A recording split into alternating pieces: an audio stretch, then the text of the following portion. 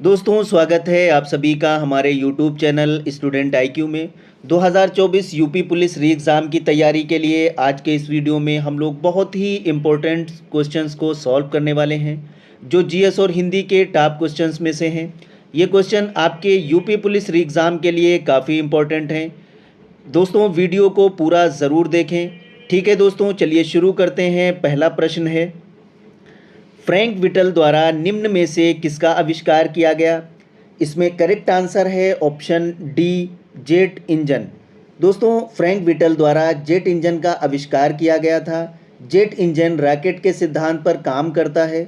Jet engine का आसपास की वायु को ईंधन के रूप में इस्तेमाल किया जाता है।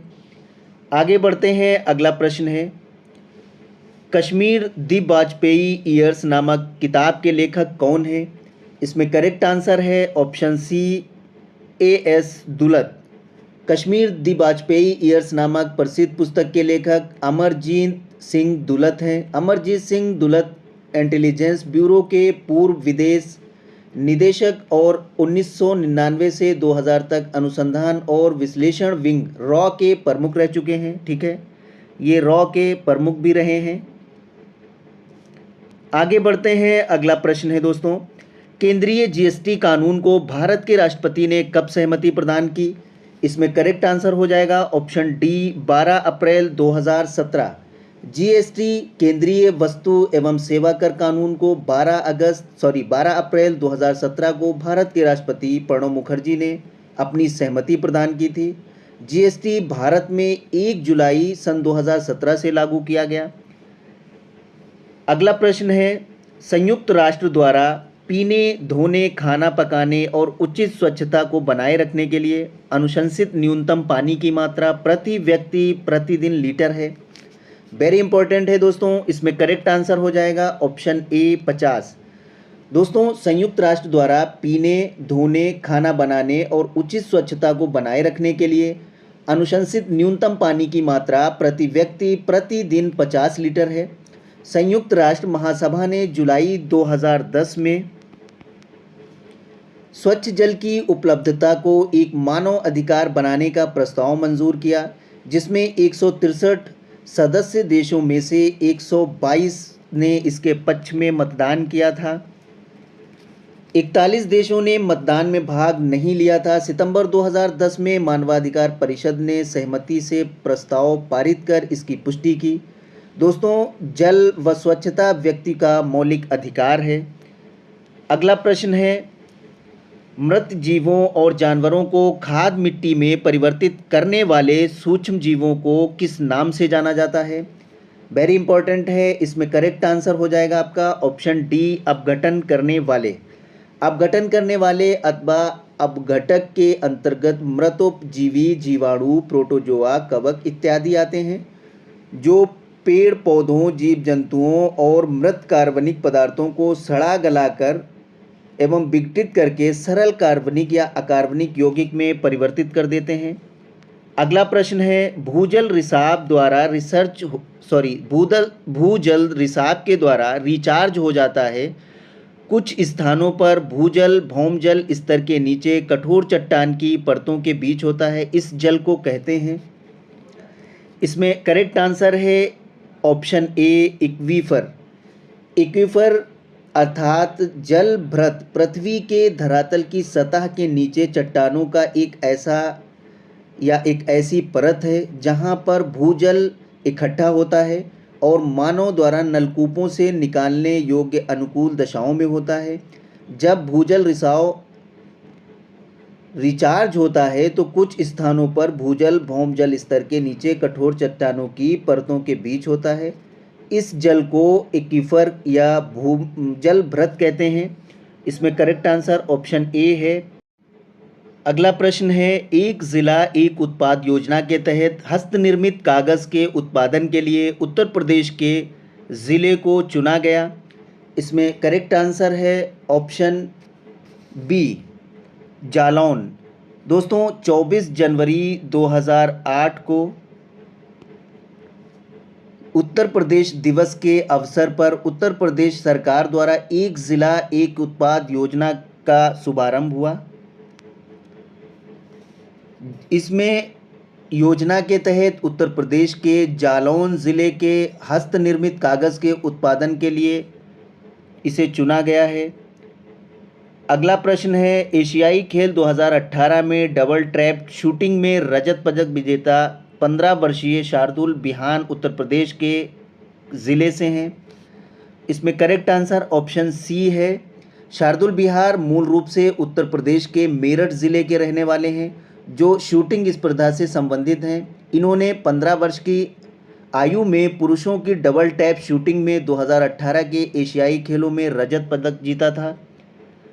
अगला प्रश्न है, आगरा और अवध के संयुक्त प्रांत जिन्हें अब उत्तर प्रदेश के नाम से जाना जाता है ने वर्ष 2021 में अपनी राजधानी को से लखनऊ में स्थानांतरित किया था। इसमें करेक्ट आंसर है ऑप्शन सी इलाहाबाद। दोस्तों, आगरा और अवध के संयुक्त प्रांत जिन्हें अब उत्तर प्रदेश के नाम से जाना जाता है, इसकी राजधानी वर्ष 1921 में इलाहाबाद वर्तमान प्रयागराज से लखनऊ स्थानांतरित की गई थी। वर्तमान में लखनऊ उत्तर प्रदेश की प्रशासनिक और विधायी राजधानी है। इलाहाबाद वर्तमान नाम प्रयागराज न्यायिक राजधानी है उत्तर प्रदेश की। ठीक है, आगे बढ़ते हैं। अगला प्रश्न है, उस ब्रिटिश गवर्नर जनरल का नाम बताएं जिन्होंने भारत में रेलवे का शुभारंभ किया था। वेरी इंपॉर्टेंट है दोस्तों, इसको याद कर लेंगे। इसमें करेक्ट आंसर हो जाएगा ऑप्शन डी, लॉर्ड डलहौजी। दोस्तों, लॉर्ड डलहौजी को भारत में रेलवे का जनक माना जाता है। ब्रिटिश शासनकाल में लॉर्ड डलहौजी ने भारत में सन 1848 से 1856 तक गवर्नर जनरल रहा। इसी के समय में भारत में पहली बार 16 अप्रैल 1853 को मुंबई से ठाणे 1853 को मुंबई से ठाणे के बीच 34 किलोमीटर रेलगाड़ी चली थी। ये भी याद कर लेंगे, कहाँ से? मुंबई से ठाणे, लॉर्ड डलहौजी के समय में।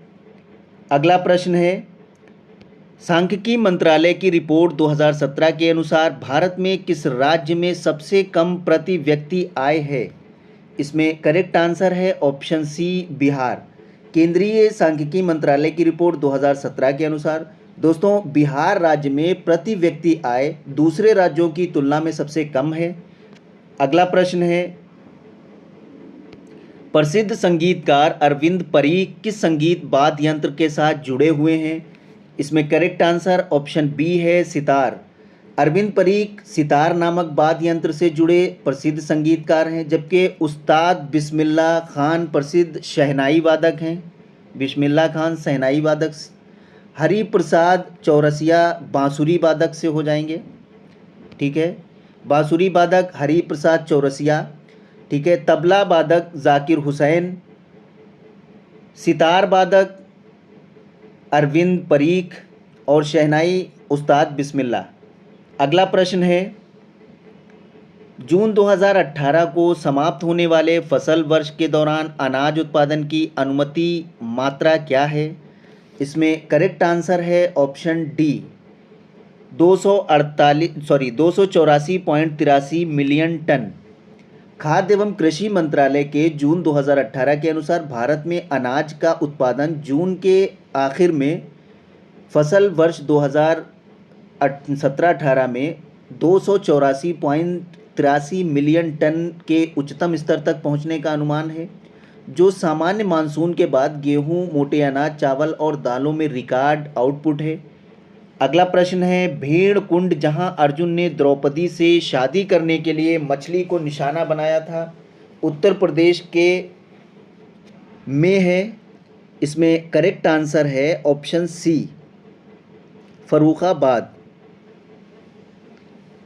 भेड़ कुंड जहां अर्जुन ने द्रौपदी से शादी करने के लिए मछली की आंख को निशाना बनाया था, दोस्तों वो स्थान उत्तर प्रदेश राज्य के फर्रुखाबाद ज़िले में स्थित है। इसको रट लेंगे। अगला प्रश्न है, गौतम बुद्ध की माँ देवदह राज्य के शासक परिवार से थी जो अब उत्तर प्रदेश के ज़िले में है।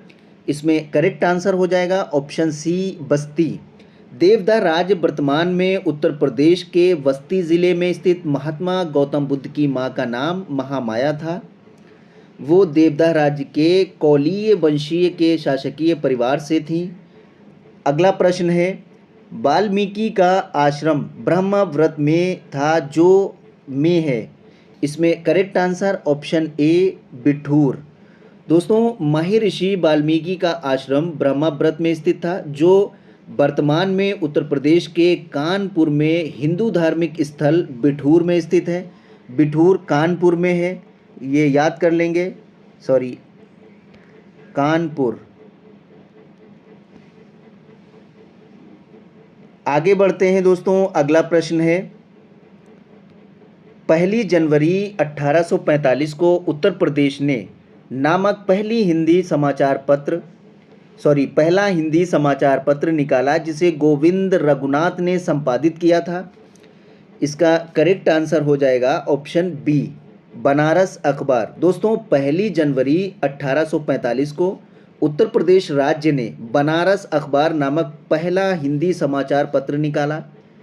ये बिल्कुल याद कर लेंगे, पहला हिंदी समाचार पत्र क्या था? बनारस अखबार था।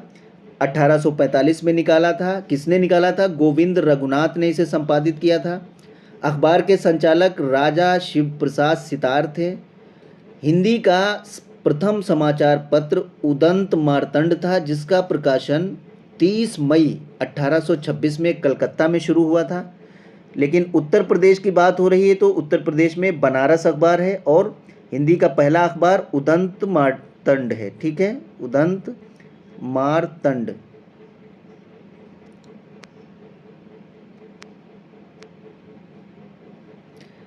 अगला प्रश्न है, जौनपुर के शर्की शासक सुल्तान हुसैन शर्की एक महान संगीतकार थे और उन्होंने के तर्ज पर बड़ा ख्याल विकसित किया था। इसमें करेक्ट आंसर है ऑप्शन ए ठुमरी। दोस्तों, जौनपुर के शर्की शासक सुल्तान हुसैन शर्की एक महान संगीतकार थे। उन्होंने ठुमरी की तर्ज पर एक बड़ा ख्याल विकसित किया था। ठुमरी भारतीय संगीत की एक गायन शैली है। ये एक शास्त्रीय संगीत है। इसमें रस, रंग और भाव की प्रधानता होती है। आगे बढ़ते हैं, अगला प्रश्न है, S&P BSE इंडेक्स या सेंसिटिव इंडेक्स जिस पर आधारित है उस बास्केट में स्टॉक है। इसमें करेक्ट आंसर ऑप्शन बी है 30। दोस्तों, S&P BSE या सेंसिटिव इंडेक्स जिसे BSI 30 सेंसेक्स भी कहते हैं, ये 30 प्रकार से स्थापित और वित्तीय रूप से अच्छी कंपनियों की एक free float market wanted stock market index है। इसमें 30 घटक कंपनियां हैं जो सबसे बड़े और सक्रिय रूप से कारोबार किए हुए स्टॉक हैं जो भारतीय अर्थव्यवस्था के कई औद्योगिक क्षेत्रों के प्रतिनिधि हैं। आगे बढ़ते हैं, अगला प्रश्न है, भारतीय संविधान के अनुच्छेद 20 से संबंधित है। इसमें करेक्ट आंसर ऑप्शन बी है, दोष सिद्ध के संदर्भ में संरक्षण। दोस्तों, भारतीय संविधान के अनुच्छेद 20 में दोष सिद्ध के संदर्भ में संरक्षण से संबंधित है। इसके तहत 3 प्रकार के प्रावधान किए गए हैं। पहला प्रावधान है, किसी भी व्यक्ति को एक अपराध के लिए केवल एक बार सज़ा मिलेगी। दूसरा प्रावधान है, व्यक्ति द्वारा अपराध करने के समय जो कानून है उसी के तहत सज़ा मिलेगी, ना कि किसी और कानून के तहत, अर्थात जो बाद में बनाए जाएं। और तीसरा है, व्यक्ति को स्वयं के विरुद्ध न्यायालय में गवाही देने को बाध्य नहीं किया जाएगा। ठीक है, अनुच्छेद 20 में 3 प्रावधान है दोष सिद्धि के संदर्भ में संरक्षण से संबंधित। आगे बढ़ते हैं, अगला प्रश्न है, भारतीय संविधान के अनुच्छेद 21A के तहत राज्य को से 14 वर्ष की आयु के सभी बच्चों को मुफ्त और अनिवार्य शिक्षा प्रदान करनी है। इसमें करेक्ट आंसर है ऑप्शन बी 6। दोस्तों, भारतीय संविधान में अनुच्छेद 21 प्राण और दैहिक स्वतंत्रता से संबंधित है, जबकि अनुच्छेद 21A, यहाँ 21A की बात हो रही है, तहत राज्य 6 से 14 वर्ष के आयु के सभी बच्चों को ऐसे ढंग से जैसा कि राज्य विधि द्वारा यानी कानून द्वारा निर्धारित करे, निःशुल्क और अनिवार्य शिक्षा को उपलब्ध कराएगा। अनुच्छेद 21A को 86वें संविधान संशोधन द्वारा 2002 में इसे लाया गया था। शिक्षा का अधिकार एक्ट 2009 में आया था। आगे बढ़ते हैं, अगला प्रश्न है, निम्न में से कौन सा कथन गलत है? इसमें करेक्ट आंसर हो जाएगा ऑप्शन सी, राज्यपाल राज्य की विधान परिषद को भंग कर सकता है। दोस्तों, अनुच्छेद 169 के अनुसार राज्य विधान परिषद राज्य का उच्च और स्थायी सदन है। इसकी सदस्य संख्या कम से कम 40 और अधिक से अधिक विधानसभा के कुल सदस्यों की संख्या का 1/3 होती है। राज्यपाल राज्य की विधान परिषद को भंग नहीं कर सकता है, किंतु राज्य की विधानसभा को भंग कर सकता है। ठीक है, इसलिए ये ऑप्शन सी गलत हो गया। राज्य का राज्यपाल राज्य की विधान परिषद को भंग कर सकता है, ये गलत है। विधान परिषद को भंग नहीं कर सकता है, विधानसभा को भंग कर सकता है। ठीक है, इसमें ऑप्शन ए में है राज्य की विधान परिषद का स्थगन कर सकता है, ये सही है। राज्य की विधानसभा का स्थगन कर सकता है, ये भी सही है। राज्य की विधानसभा को भंग कर सकता है, ये भी सही है। लेकिन राज्यपाल राज्य की विधान परिषद को भंग नहीं कर सकता है। अगला प्रश्न है, दक्षिण अमेरिका में निम्न में से कौन सा देश सबसे अधिक आबादी वाला देश है? इसमें करेक्ट आंसर है ऑप्शन बी, ब्राज़ील। दोस्तों, ब्राज़ील दक्षिणी अमेरिका महाद्वीप का सबसे बड़ा और सबसे ज़्यादा आबादी वाला देश है, जिसका पूरे महाद्वीप में लगभग 48% भूभाग पर विस्तार है। ब्राज़ील क्षेत्र के हिसाब से पाँचवां और जनसंख्या के हिसाब से छठा सबसे बड़ा देश है। दक्षिणी अमेरिका विश्व का चौथा सबसे बड़ा महाद्वीप है। भूमध्य रेखा दक्षिणी अमेरिका महाद्वीप के अमेज़न नदी के जंगलों के बीच से होकर गुजरती है। आगे बढ़ते हैं, अगला प्रश्न है, एशिया के निम्न देशों में से कौन सा देश तेल पेट्रोलियम का सबसे बड़ा उत्पादक देश है? इसमें करेक्ट आंसर है ऑप्शन ए, सऊदी अरब। दोस्तों, एशिया में सबसे बड़ा उत्पादक देश सऊदी अरब है। सऊदी अरब कच्चे तेल पेट्रोलियम का सबसे बड़ा उत्पादक देश है। ओपेक पेट्रोलियम उत्पादन करने वाले देशों का संगठन है, जिसका मुख्यालय ऑस्ट्रेलिया के वियना शहर में स्थित है। वेनेजुएला तेल भंडार के मामले में पहला स्थान रखता है, जबकि सऊदी अरब दूसरे स्थान पर है। इसमें जो है वेनेजुएला का नाम नहीं है। तो एशिया की बात हो रही, तो एशिया में सऊदी अरब सबसे बड़ा पेट्रोलियम का उत्पादक देश है। अगला प्रश्न है, निम्न में से कौन सा भारत का सबसे पुराना तेल पेट्रोलियम उत्पादक राज्य है? इसमें correct answer option C, Assam. दोस्तों, असम भारत में सबसे पुराना पेट्रोलियम उत्पादक राज्य है। डिगबोई शहर असम राज्य की तेल नगरी के नाम से जानी जाती है। डिगबोई में एशिया में पहली बार तेल कुएं के खनन का काम शुरू हुआ था। दोस्तों, वर्ष 1901 में एशिया की पहली रिफाइनरी को शुरू किया गया था। डिगबोई में तेल का उत्पादन करने वाला सबसे पुराना कुआं स्थित है। अगला प्रश्न है, अगस्त 2018 के अनुसार भारत के राष्ट्रपति मानवाधिकार आयोग के वर्तमान अध्यक्ष कौन हैं? दोस्तों, ये पुराना क्वेश्चन है, करंट का क्वेश्चन था, ठीक है, लेकिन फिर भी हम इसको बता देते हैं। इसमें करेक्ट आंसर है ऑप्शन सी, न्यायमूर्ति HL दत्तू। आगे बढ़ते हैं, अगला प्रश्न है, भारतीय संविधान का अनुच्छेद 22 निम्न में से किससे संबंधित है? इसमें करेक्ट आंसर है ऑप्शन सी, कुछ मामलों में गिरफ्तारी और हिरासत के खिलाफ संरक्षण। दोस्तों, भारतीय संविधान का अनुच्छेद 22 कुछ मामलों में गिरफ्तारी और हिरासत के विरुद्ध संरक्षण से संबंधित है।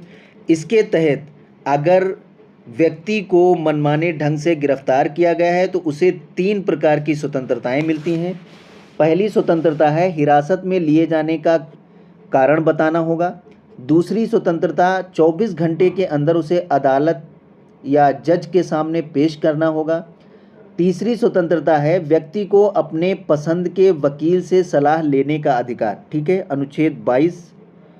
कुछ मामलों में गिरफ्तारी और हिरासत के संबंध में संरक्षण है और इसमें 3 हमने अभी जो बताए हैं वो इससे संबंधित हैं। आगे बढ़ते हैं, अगला प्रश्न है 1975 में आपातकाल के समय भारत के राष्ट्रपति कौन थे? इसमें करेक्ट आंसर है ऑप्शन डी, फखरुद्दीन अली अहमद। दोस्तों, भारत में 26 जून 1975 से 21 मार्च 1977 तक आंतरिक अशांति या गड़बड़ के आधार पर आपातकाल घोषित किया गया था। भारत के तत्कालीन राष्ट्रपति फखरुद्दीन अली अहमद थे और उस समय भारत के प्रधानमंत्री श्रीमती इंदिरा गांधी थी। इंदिरा गांधी की सलाह पर भारतीय संविधान के अनुच्छेद 352 के तहत भारत में आपातकाल लागू करने की घोषणा की गई थी। आगे बढ़ते हैं, अगला प्रश्न है लेबनान की राजधानी है। इसमें करेक्ट आंसर ऑप्शन ए, बेरूत। लेबनान की राजधानी बेरूत है। लेबनान आधिकारिक रूप से पश्चिमी एशिया में भूमध्य सागर के पूर्वी तट पर स्थित एक छोटा देश है। इसके उत्तर पूर्व में सीरिया देश और दक्षिण में इजराइल स्थित है। ठीक है, ये आप बिल्कुल याद कर लेंगे क्योंकि इस समय पश्चिमी एशिया के देशों से रिलेटेड क्वेश्चन पूछे जाते हैं। आगे बढ़ते हैं, अगला प्रश्न है कजाकिस्तान की मुद्रा निम्न में से क्या है या कौन सी है? इसमें करेक्ट आंसर है ऑप्शन सी, तेंगे। दोस्तों, कजाकिस्तान क्षेत्रफल की दृष्टि से दुनिया का 9वां सबसे बड़ा देश है। शुरू में ये देश सोवियत संघ का हिस्सा था, लेकिन 1991 में सोवियत संघ के विघटन के बाद इसने अपने को स्वतंत्र घोषित किया। यहाँ की मुद्रा तेंगे है। कजाकिस्तान की राजधानी अस्ताना है, ये भी याद कर लेंगे, अस्ताना इसकी राजधानी है। अगला प्रश्न है अगस्त 2018 में भारत में दिल्ली पुलिस द्वारा गठित सर्व महिला स्पेशल वीपन्स और टैक्टिक्स स्वाड टीम में कमांडो की कुल संख्या कितनी है? इसमें करेक्ट आंसर है ऑप्शन ए, 36। दोस्तों, दिल्ली पुलिस में आतंकवादी विरोधी अभियानों के लिए 2018 में भारत की पहली सर्व महिला विशेष हथियार और रणनीति SWAT टीम गठित की गई थी। इस टीम में कुल महिला कमांडो की संख्या 36 है। आगे बढ़ते हैं, अगला प्रश्न है दोस्तों भारत में मई 2018 में लैंड बॉर्डर क्रॉसिंग समझौते पर किस देश के साथ हस्ताक्षर किए गए? इसमें करेक्ट आंसर है ऑप्शन सी, म्यांमार। 3 जनवरी 2018 को प्रधानमंत्री मोदी की अध्यक्षता में केंद्रीय मंत्रिमंडल ने लैंड बॉर्डर क्रॉसिंग के संबंध में भारत और म्यांमार के बीच समझौते को मंजूरी दी। भारत ने 11 मई 2018 को लैंड बॉर्डर क्रॉसिंग समझौते पर म्यांमार के साथ हस्ताक्षर किए। इस समझौते से दोनों देशों के नागरिकों के वैध पासपोर्ट और वीज़ा के आधार पर आवाजाही सुलभ हो जाएगी। ठीक है, तो इसको 2018 में ये समझौता हुआ था म्यांमार के साथ। आगे बढ़ते हैं, अगला प्रश्न है दोस्तों दांतों की वर्धित छवि को देखने के लिए दंत चिकित्सकों द्वारा का उपयोग किया जाता है। इसमें करेक्ट आंसर है ऑप्शन ए, अवतल दर्पण। दोस्तों, दांतों की वर्धित छवि को देखने के लिए दांत के चिकित्सकों द्वारा या डॉक्टरों द्वारा अवतल दर्पण का उपयोग किया जाता है। इसके अलावा मोटर गाड़ियों की हेडलाइट में भी अवतल दर्पण का प्रयोग होता है। आगे बढ़ते हैं, अगला प्रश्न है भारतीय संविधान में कितने मौलिक अधिकार उल्लिखित हैं? इसमें करेक्ट आंसर है ऑप्शन बी, 6।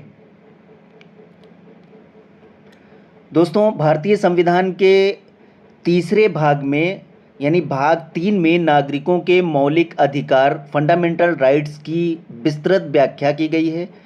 मौलिक अधिकार अमेरिका के संविधान से लिया गया है। दोस्तों, मौलिक अधिकार व्यक्ति के नैतिक, भौतिक और आध्यात्मिक विकास के लिए अत्यधिक ज़रूरी हैं। जिस प्रकार जीवन जीने के लिए जल की ज़रूरत है, उसी तरह व्यक्ति के विकास के लिए मौलिक अधिकार ज़रूरी हैं। मौलिक अधिकारों को 6 भागों में विभाजित किया गया है। नंबर 1 समानता का अधिकार, दूसरा स्वतंत्रता का अधिकार, तीसरा शोषण के विरुद्ध अधिकार, चौथा धार्मिक स्वतंत्रता का अधिकार, पांचवा संस्कृति और शिक्षा के संबंध अधिकार, छठा संवैधानिक उपचारों का अधिकार। ठीक है, तो मौलिक अधिकारों का उल्लेख संविधान में है और ये 6 प्रकार के हैं। आगे बढ़ते हैं। अगला प्रश्न है, निम्नलिखित में से किस या किन अनुच्छेदों को आपातकाल के दौरान स्थगित नहीं किया जा सकता है? इसमें करेक्ट आंसर है ऑप्शन बी, अनुच्छेद 20 और 21। दोस्तों, आपातकाल की अवधि के दौरान राष्ट्रपति आदेश देकर संवैधानिक उपचारों के अधिकारों को भी निलंबित कर सकते हैं, जिसके परिणाम स्वरूप सिवाय अनुच्छेद 20 और 21 किसी भी मूल अधिकार के परिवर्तन के लिए नागरिकों के सर्वोच्च न्यायालय में जाने पर रोक लग जाती है। तो अनुच्छेद 20 और 21 स्थगित नहीं किया जा सकता है। आगे बढ़ते हैं। अगला प्रश्न है, भारत का प्रथम गवर्नर जनरल कौन था? वेरी इंपॉर्टेंट है दोस्तों, ये क्वेश्चन अक्सर आपकी परीक्षा में पूछा जाता है। इसमें करेक्ट आंसर है ऑप्शन ए, लॉर्ड कैनिंग। दोस्तों, लॉर्ड कैनिंग, इसे चार्ल्स जॉन कैनिंग भी कहा जाता था। ठीक है, ये भारत का प्रथम गवर्नर जनरल था और कैनिंग जो है 1858 में भारत के पहले वायसराय भी बने थे। आगे बढ़ते हैं। अगला प्रश्न है, आईने अकबरी किसने लिखी? इसमें करेक्ट आंसर है ऑप्शन सी, अबुल फजल। दोस्तों, आईने अकबरी की रचना अबुल फजल ने की थी। अबुल फजल अकबर के 9 रत्नों में से एक थे। इनके बड़े भाई का नाम फैज़ी था। ये फैज़ी अबुल फजल के भाई थे। ठीक है, ये अबुल फजल अकबर के 9 रत्नों में से एक थे। इन्होंने आईने अकबरी लिखी। अगला प्रश्न है, इनमें से कौन सा महात्मा गांधी का आर्थिक विचार नहीं है? इसमें correct answer option C, machinery और नवीनतम तकनीक का अधिकतम उपयोग। महात्मा गांधी गैर हिंसक अर्थव्यवस्था, कुटीर उद्योग, विकेंद्रीकरण, गांव या ग्राम सर्वोदय के समर्थक थे।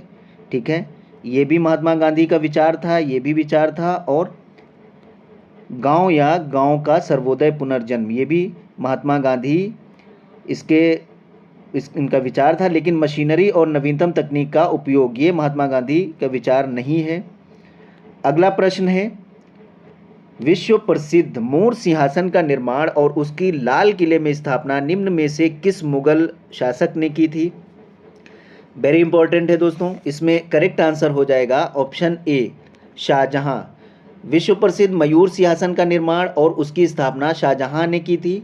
इसे वर्ष 1739 में नादिर शाह लूट कर ले गया। 1739 में नादिर शाह इसे लूट कर ले गया। अगला प्रश्न है, बोध गया एक महत्वपूर्ण बौद्ध तीर्थ केंद्र क्यों है? इसमें करेक्ट आंसर है ऑप्शन बी। दोस्तों, ऑप्शन बी इसमें करेक्ट आंसर है क्योंकि गौतम बुद्ध ने यहाँ ज्ञान प्राप्त किया था।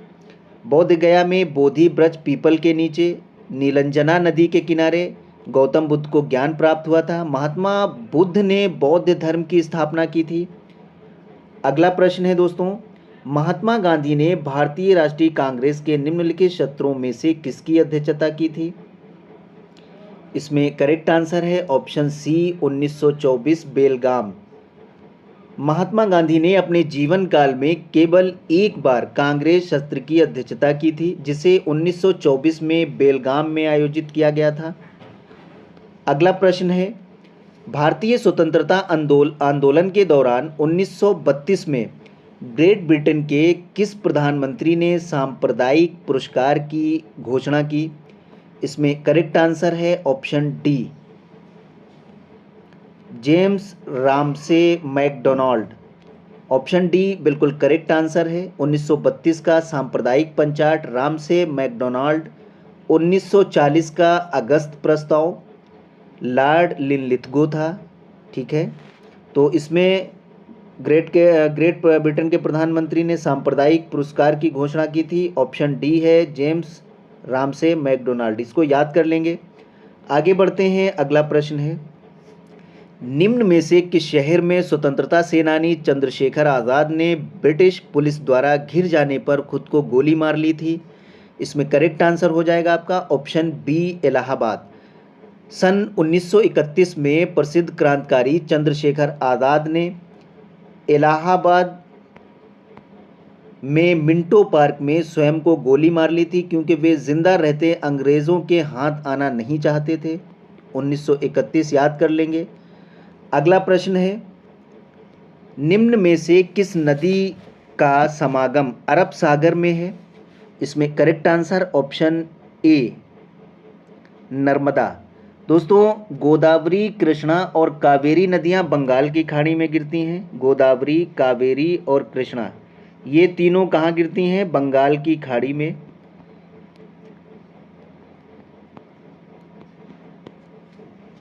जबकि नर्मदा और ताप्ती अरब सागर में मिलती हैं। नर्मदा नदी अरब सागर में मिलती है। ठीक है, ये याद कर लेंगे। अगला प्रश्न है, भद्रा वन्यजीव अभयारण्य किस राज्य में स्थित है?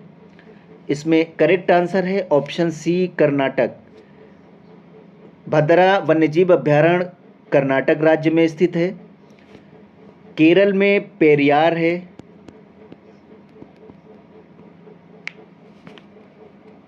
पेरियार राष्ट्रीय उद्यान। मध्य प्रदेश कान्हा राष्ट्रीय उद्यान।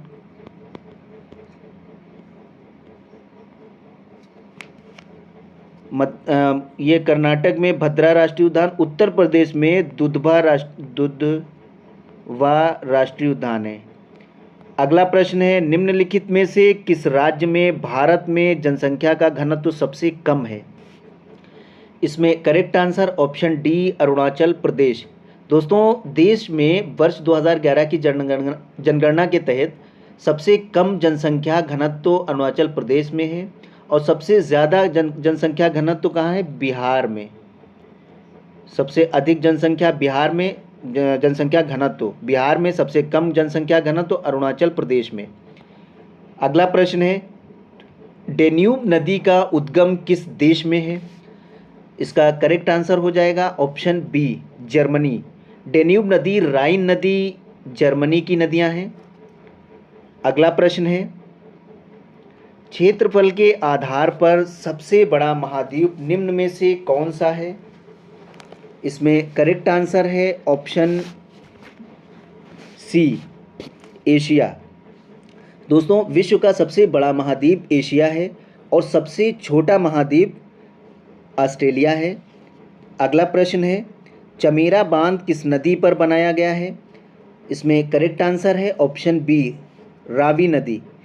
ठीक है, इसमें रवि लिखा है, रावी नदी। चमेरा बांध रावी नदी पर स्थित है। और सतलुज नदी पर कौन सा बांध है? भागड़ा नागल बांध। ठीक है, ब्यास नदी पर पोंग बांध है। चिनाब नदी पर बगलिहार बांध है। अगला प्रश्न है, गैलेरेस ज्वालामुखी किस देश में स्थित है? इसमें करेक्ट आंसर है ऑप्शन ए कोलंबिया। दोस्तों, गैलेरेस ज्वालामुखी कोलंबिया में स्थित है। मैक्सिको में ग्वाडोलुपे ज्वालामुखी है। इटली में स्ट्राम्बोली ज्वालामुखी और हवाई में किलायू ज्वालामुखी है। अगला प्रश्न है, थोसेघर वाटरफॉल किस राज्य में स्थित है? इसमें correct answer option A Maharashtra.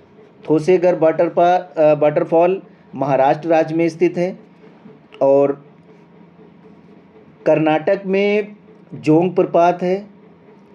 ठीक है, ओडिशा में दुदुमा प्रपात है और मध्य प्रदेश में धुआंधार प्रपात है, धुआंधार। अगला प्रश्न है, पृथ्वी के उत्तरी गोलार्ध में रहने वाली कुल मानव आबादी का अनुमानित प्रतिशत क्या है? इसमें करेक्ट आंसर है ऑप्शन डी 90%। दोस्तों, पृथ्वी के उत्तरी गोलार्ध में लगभग 90% जनसंख्या निवास करती है। अगला प्रश्न है, भारत के संविधान के अनुच्छेद 243 आई के अनुसार पंचायतों की वित्तीय स्थिति की समीक्षा के लिए वित्त आयोग का गठन कब किया गया? इसमें करेक्ट आंसर है ऑप्शन बी, हर 5वें वर्ष की समाप्ति पर। अनुच्छेद 243 आई पंचायतों के लिए हर 5वें वर्ष पर वित्त आयोग का गठन किया जाता है। ठीक है, आगे बढ़ते हैं। अगला प्रश्न है, भारत के संविधान के अनुसार राष्ट्रपति के पास अध्यादेश जारी करने की शक्ति, वेरी इंपॉर्टेंट प्रश्न है। किस अनुच्छेद के तहत राष्ट्रपति अध्यादेश जारी कर सकता है दोस्तों? तो इसका करेक्ट आंसर हो जाएगा ऑप्शन ए, अनुच्छेद 123, 1, 2, 3 याद कर लेंगे। अध्यादेश 1, 2, 3 ऐसे याद कर लेंगे। अध्यादेश जारी करने की शक्ति राष्ट्रपति के पास होती है और राज्यपाल के पास जो अध्यादेश जारी करने की शक्ति है वो है 213। ठीक है, अगला प्रश्न है, राज्यसभा में मनोनीत सदस्यों की कुल संख्या क्या है? इसमें करेक्ट आंसर ऑप्शन डी है 12। दोस्तों, राज्यसभा में कुल 250 सदस्य होते हैं। वर्तमान में राज्यसभा में 245 सदस्य हैं। 233 इसमें निर्वाचित होते हैं और 12 सदस्य जो हैं वो मनोनीत होते हैं। ठीक है, तो ये हो गए 245। अगला प्रश्न है, को विधानसभा का सत्रावसान करने की शक्ति होती है? किसको शक्ति होती है विधानसभा को भंग करने की? इसमें करेक्ट आंसर है ऑप्शन ए, राज्यपाल। ठीक है, संसद का सत्रावसान करने की शक्ति राष्ट्रपति को होती है और विधानसभा का सत्रावसान करने की शक्ति राज्यपाल के पास होती है। अगला प्रश्न है, विश्व बाघ दिवस, वर्ल्ड टाइगर डे कब मनाया जाता है? इसमें करेक्ट आंसर है ऑप्शन डी, 29 जुलाई। दोस्तों, 29 जुलाई को विश्व बाघ दिवस मनाया जाता है। ठीक है, आगे बढ़ते हैं। अगला प्रश्न है, भारत का पहला वैश्विक गतिशीलता शिखर सम्मेलन, ग्लोबल मोबिलिटी समिट कहाँ आयोजित किया गया था? इसमें करेक्ट आंसर है ऑप्शन ए, नई दिल्ली। ठीक है, पहला ग्लोबल मोबिलिटी समिट नई दिल्ली में आयोजित किया गया था, ये याद कर लेंगे। अगला प्रश्न है, निम्नलिखित सरकारों में से किसने सूर्य शक्ति किसान योजना का प्रारंभ किया? इसमें करेक्ट आंसर हो जाएगा ऑप्शन सी, गुजरात। गुजरात के मुख्यमंत्री विजय रूपानी ने किसानों की बिजली समस्या के निवारण के लिए 870 करोड़ रुपए की लागत वाली सूर्य शक्ति किसान योजना शुरू की थी। ठीक है, ये सूर्य शक्ति किसान योजना गुजरात से संबंधित है और बिजली की समस्या के निवारण के लिए इसको शुरुआत किया गया था। अगला प्रश्न है, ज्ञान प्राप्त करने के बाद गौतम बुद्ध को किस रूप में जाना जाने लगा? इसमें करेक्ट आंसर है ऑप्शन बी, बुद्ध। ज्ञान प्राप्त करने के बाद दोस्तों गौतम बुद्ध को बुद्ध नाम से जाना जाने लगा। इनका जन्म 563 ईसा पूर्व हुआ था और ये इक्ष्वाकु वंश के शाक्य कुल के राजा शुद्धोधन के यहाँ ये पैदा हुए थे गौतम बुद्ध। उन्होंने बोध गया में बोधि वृक्ष के नीचे ज्ञान की प्राप्ति की थी। उसके बाद इनका नाम सिद्धार्थ से गौतम बुद्ध हो गया था। आगे बढ़ते हैं। अगला प्रश्न है, हड़प्पा सभ्यता के एक हिस्से लोथल की खुदाई की खोज किसने की थी? इसमें करेक्ट आंसर है ऑप्शन सी, वेरी इंपॉर्टेंट है, SR राव। दोस्तों, हड़प्पा सभ्यता के लोथल की खोज रंगनाथ राव ने 1955 से 1962 में गुजरात के अहमदाबाद ज़िले में की थी, जबकि दयाराम साहनी इन्होंने हड़प्पा नगर राखलदास बनर्जी द्वारा मोहनजोदड़ो और SR विष्ट द्वारा बनमाली और धौलावीरा की खोज की गई। SR विष्ट, बनमाली और धौलावीरा।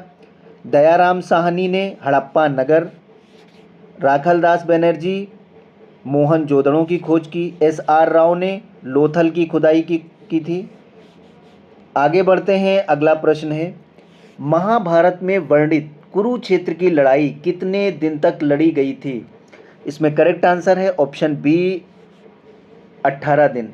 दोस्तों, महाभारत में वर्णित कुरुक्षेत्र की लड़ाई कुल 18 दिन तक लड़ी गई थी। ये युद्ध कौरव और पांडवों के बीच कुरु साम्राज्य के सिंहासन को प्राप्त करने के लिए लड़ा गया था। अगला प्रश्न है, निम्नलिखित में से किस राजा को नेपाल देश का संस्थापक माना जाता है? इसमें करेक्ट आंसर है ऑप्शन ए, पृथ्वी नारायण शाह। पृथ्वी नारायण शाह एक गोरखाली राजा थे जिनके बाद में हिंदू नेपाल अधिराज्य की स्थापना की। उसके साथ ही बहुत राज्यों पर कब्जा करके नेपाल का एकीकरण किया। ठीक है, उनका जन्म गोरखाली राजाओं के शाह वंश में हुआ था। उनके पिता गोरखा राज के राजा नरभूपाल शाह और माता पाल्पा की राजकुमारी कौशल्यावती देवी थी। ठीक है, उन्होंने सन 1799 में राज्यारोहण किया था। तो नेपाल का संस्थापक पृथ्वी नारायण शाह को माना जाता है। ठीक है दोस्तों, यहाँ से हम लोग हिंदी के प्रश्नों को सॉल्व करेंगे। पहला प्रश्न है, उसने टेढ़ी चाल चली वाक्य में कौन सा कारक है? इसमें करेक्ट आंसर है ऑप्शन डी, कर्ता कारक। उसने टेढ़ी चाल चली वाक्य में कर्ता कारक है। कारक संज्ञा का या सर्वनाम के जिस रूप में वाक्य के अन्य शब्दों के साथ उसका संबंध सूचित हो उसे कारक कहते हैं। अगला प्रश्न है, निम्नलिखित में से किस वाक्य में सर्वनाम का प्रयोग हुआ है?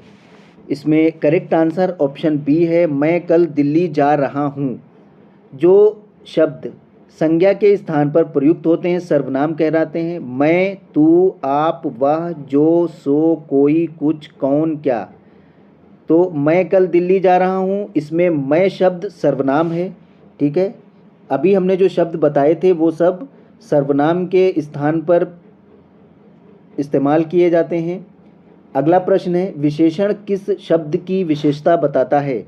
इसमें करेक्ट आंसर ऑप्शन ए, संज्ञा की। दोस्तों, संज्ञा सर्वनाम की विशेषता बतलाने वाले शब्द को विशेषण कहते हैं। जिसकी विशेषता बताई जाए उसे विशेष्य कहा जाता है। अगला प्रश्न है, कर्म के आधार पर क्रिया के कितने भेद हैं? इसमें करेक्ट आंसर ऑप्शन डी, 2। दोस्तों, कर्म के आधार पर क्रिया के 2 भेद होते हैं। पहली क्रिया होती है सकर्मक, दूसरी अकर्मक। सकर्मक क्रिया, अकर्मक क्रिया। अगला प्रश्न है, व्याकरण में काल का क्या अर्थ है? इसमें करेक्ट आंसर है ऑप्शन बी, समय। व्याकरण में काल का अर्थ समय है। काल 3 तरह के होते हैं, वर्तमान काल, भूतकाल और भविष्यकाल। अगला प्रश्न है, ये ताले की चाबी है, रेखांकित में से कौन सा कारक है? ताले की चाबी, ठीक है, इसमें कौन सा कारक है? इसमें करेक्ट आंसर है ऑप्शन ए, संप्रदान कारक। ताले की चाबी है, वाक्य में रेखांकित शब्द संप्रदान कारक है। जिसके लिए कुछ किया जाए, जिसको कुछ दिया जाए, उसे क्या कहते हैं? संप्रदान कारक कहते हैं। अगला प्रश्न है, साहित्य में रस का क्या अर्थ है? इसमें करेक्ट आंसर ऑप्शन डी है, साहित्य में मिलने वाली आनंदानुभूति। ठीक है, इसका करेक्ट आंसर हो जाएगा। अगला प्रश्न है, दोहा छंद में कितने चरण होते हैं? इसमें आपका ऑप्शन डी करेक्ट आंसर है, 4। दोहा छंद में 4 चरण होते हैं। ये अर्धसम मात्रिक छंद है। इस छंद के पहले और तीसरे चरण में 13-13 मात्राएं, दूसरे और चौथे चरण में 11-11 मात्राएं होती हैं। अगला प्रश्न है, भाषा में शब्द और अर्थ की दृष्टि से सौंदर्य उत्पन्न है। इसका करेक्ट आंसर हो जाएगा ऑप्शन बी, अलंकार। भाषा में शब्द और अर्थ की दृष्टि से सौंदर्य उत्पन्न होने वाला अलंकार कहलाता है। अलंकार के मुख्यतः 3 भेद होते हैं, शब्दालंकार, अर्थालंकार और उभयालंकार। अगला प्रश्न है, या, रा, ला, वा किस प्रकार के व्यंजन हैं? इसमें करेक्ट आंसर है अंतःस्थ। हिंदी में व्यंजनों वर्णों की संख्या 33 है। व्यंजन वर्णों की संख्या कितनी है? 33 है। या, रा, ला, वा अंतःस्थ व्यंजन है, जबकि शा, सा, सा, हा ऊष्म व्यंजन है। अगला प्रश्न है, निम्नलिखित में से कौन सा शब्द स्त्रीलिंग है? इसमें करेक्ट आंसर है ऑप्शन ए, कृपा। कृपा शब्द स्त्रीलिंग है दोस्तों। जिस रूप में व्यक्ति या वस्तु के नर या मादा जाति का बोध होता है वह लिंग कहलाता है। हिंदी में 2 लिंग होते हैं, पुल्लिंग और स्त्रीलिंग। ठीक है, तो कृपा क्या है? स्त्रीलिंग है। मित्र पुल्लिंग, कार्य पुल्लिंग, त्योहार पुल्लिंग। अगला प्रश्न है वचन किसका बोध कराता है? इसमें करेक्ट आंसर है ऑप्शन ए, प्राणी या वस्तु के एक या अनेक होने का। ठीक है, वचन दो प्रकार के होते हैं, एक वचन और बहुवचन। अगला प्रश्न है निम्नलिखित में से कौन सा शब्द पुल्लिंग है? इसमें करेक्ट आंसर है ऑप्शन डी, संचालक। संचालक पुल्लिंग शब्द है, जबकि भावदिया, डिबिया और साध्वी, भावदिया, डिबिया और साध्वी ये स्त्रीलिंग है। अगला प्रश्न है निम्नलिखित में से कौन सा शब्द तत्सम शब्द नहीं है? इसमें एक ऐसा शब्द है जो तत्सम नहीं है, वो है आपका ऑप्शन डी, करेक्ट आंसर है। ठीक है, ऑप्शन डी करेक्ट आंसर है, परख। किसी भी भाषा का मूल शब्द तत्सम शब्द कहलाता है और उसका विकृत रूप तद्भव कहलाता है। ठीक है, तो ये परख क्या है? परख है तद्भव। ठीक है, इसका तत्सम क्या हो जाएगा? इसका तत्सम हो जाएगा परीक्षा। परख का तत्सम परीक्षा। चंद्र का तद्भव हो जाएगा, चंद्र तत्सम है, शोक तत्सम है और पृथ्वी भी तत्सम है, तो इसमें चंद्र का चांद हो जाएगा तद्भव। ठीक है, पृथ्वी का पृथ्वी ही होगा, इसको ऐसे लिखेंगे, पृथ्वी का तद्भव हो जाएगा पृथ्वी। ठीक है, ये था पूरा रहेगा। अगला प्रश्न है किस विकल्प में सभी शब्द तद्भव हैं? इसमें करेक्ट आंसर है ऑप्शन ए, आग, जीभ और घर, ये तीनों क्या हैं? ये तीनों तद्भव हैं। ठीक है, और ये सारे इसमें जो है तत्सम है। पत्र, फूल, हाथी, बरखा, रात, सत्य, उच्च, दुर्बल, पुष्प, ये क्या हैं? तत्सम शब्द हैं। तो आग का तत्सम हो जाएगा अग्नि, अग्नि। जीव का जिह्वा और घर का ग्रह, ये इसके तत्सम हो जाएंगे, ये तीनों तद्भव शब्द हैं। अगला प्रश्न है दिए गए विकल्पों में से कौन सा विकल्प दूध का पर्याय नहीं है? इसमें करेक्ट आंसर है ऑप्शन डी, अम्लीय। दोस्तों, अम्लीय दूध का पर्याय नहीं है, ये अमृत का पर्याय है। दूध के पर्याय दुग्ध, ठीक है, दूध का पर्याय दुग्ध होगा। पेय और गौरस, इसमें पेय भी दूध का पर्याय है, गौरस भी दूध का पर्याय है। ठीक है, दूध का पर्याय नहीं है। अम्लीय अमृत का पर्याय है, अमृत। अगला प्रश्न है सापेक्ष का सही विलोम शब्द होगा? इसमें करेक्ट आंसर ऑप्शन ए, निरपेक्ष। सापेक्ष शब्द का विलोम निरपेक्ष होता है। ठीक है, विलोम का अर्थ उल्टा विपरीत होता है। ठीक है, तो उसका निरपेक्ष हो जाएगा सापेक्ष का। अगला प्रश्न है अंक शब्द के अनेकार्थी शब्द समूह का चयन कीजिए।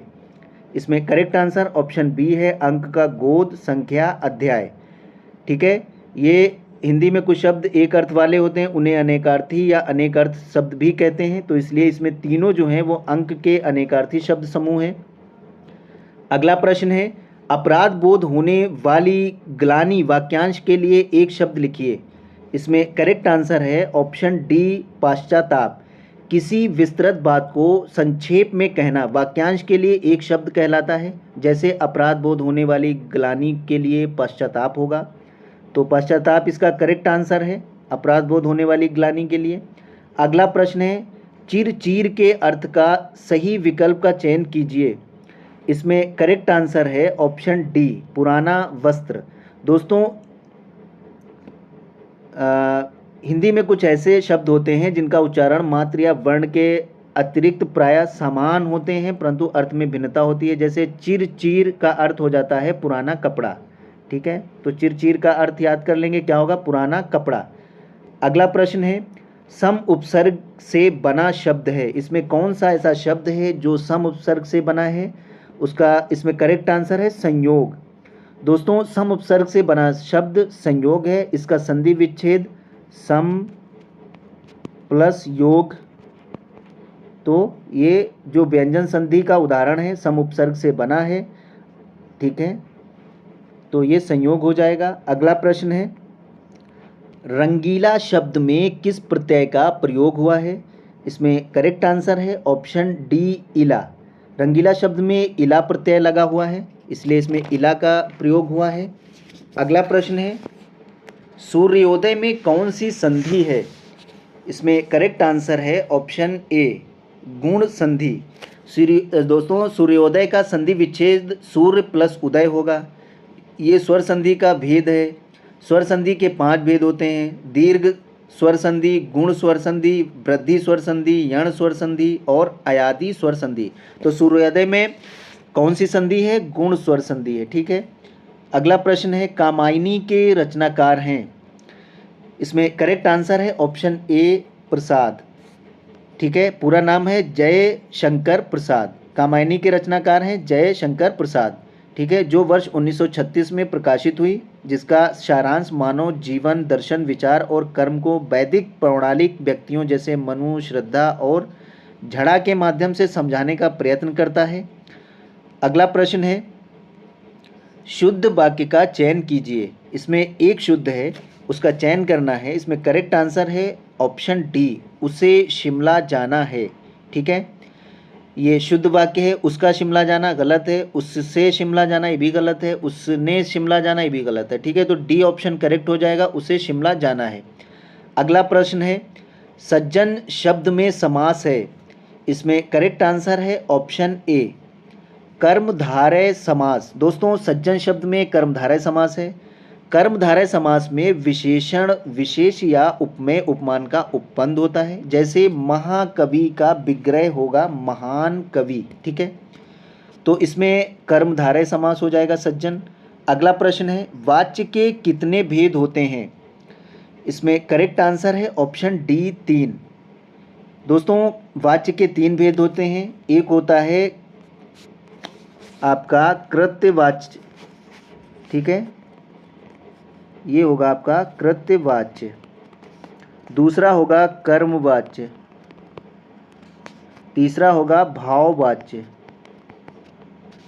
ये वाच्य के भेद हैं। कृत्यवाच्य में इसमें कर्ता की प्रधानता होती है और कर्मवाच्य में इसमें कर्म की प्रधानता होती है। भाववाच्य इसमें भाव की प्रधानता होती है। ठीक है। कृत में कर्ता, कर्म में कर्म की, भाव में भाव की प्रधानता होती है। ठीक है। ये याद कर लेंगे। वाच्य के कितने भेद हैं? वाच्य के 3 भेद हैं। अगला प्रश्न है, वह दिन भर पढ़ता रहता है, रेखांकित पद में अव्यय का भेद बताइए। इसमें करेक्ट आंसर है ऑप्शन बी, निपात। दोस्तों वह दिन भर पढ़ता रहता है, वाक्य में दिन भर निपात है। निपात का अर्थ होता है अनेक का, अनेक, इसलिए ये निपात कहलाते हैं। अनेक बोलेंगे, अनेका नहीं, अनेक। तो ये वो दिन भर पढ़ता रहता है, इसमें अव्यय का भेद निपात है। अगला प्रश्न है, कोष्ठक में दिए गए विराम चिन्ह का नाम है। क्या नाम है विराम चिन्ह का इसका? इसमें इसका करेक्ट आंसर है ऑप्शन डी, विस्मय बोधक। दोस्तों कोष्ठक में जो ये चिन्ह दिया गया है इसका नाम विस्मय बोधक चिन्ह है। ठीक है। अगला प्रश्न है, बाल की खाल निकालना, इस मुहावरे का अर्थ है। इसमें करेक्ट आंसर है ऑप्शन सी, बहुत मीन मेक निकालना। बाल की खाल निकालना मुहावरे का अर्थ बहुत मीन मेक निकालना। ऐसे वाक्यांश जो सामान्य अर्थ का बोध न कराकर किसी विशेष अर्थ की प्राप्ति होती है मुहावरा कहलाता है। इसमें होगा बहुत मीन मेक निकालना। अगला प्रश्न है, 4 दिन की चांदनी फिर अंधेरी रात लोकोक्ति का अर्थ है। इसमें करेक्ट आंसर है ऑप्शन ए, थोड़े दिन का सुख। ठीक है। 4 दिन की चांदनी फिर अंधेरी रात लोकोक्ति का अर्थ होगा थोड़े दिन का सुख। अगला प्रश्न है और ये लास्ट प्रश्न भी है दोस्तों, निम्नलिखित में से रीति काल के कवि हैं। इसमें करेक्ट आंसर है ऑप्शन सी, ब्रंद। दोस्तों ब्रंद रीति काल के कवि हैं, जबकि तुलसीदास, कबीरदास, सूरदास ये तीनों भक्ति काल के कवि हैं। ये याद कर लेंगे, तुलसीदास, कबीरदास और सूरदास, ये तीनों दास जिसमें लगा है ये भक्ति काल के कवि हैं और रीति काल के कवि ब्रंद हैं। ठीक है दोस्तों, मिलते हैं अगली वीडियो में। जो लोग हमारे चैनल पर नए हैं हमारे यूट्यूब चैनल को सब्सक्राइब कर लें, बेल आइकन ज़रूर प्रेस कर दें ताकि हमारी आने वाली अगली वीडियो का नोटिफिकेशन आपको सबसे पहले मिल सके। दोस्तों वीडियो को लाइक और शेयर ज़रूर कर दें। Thank you.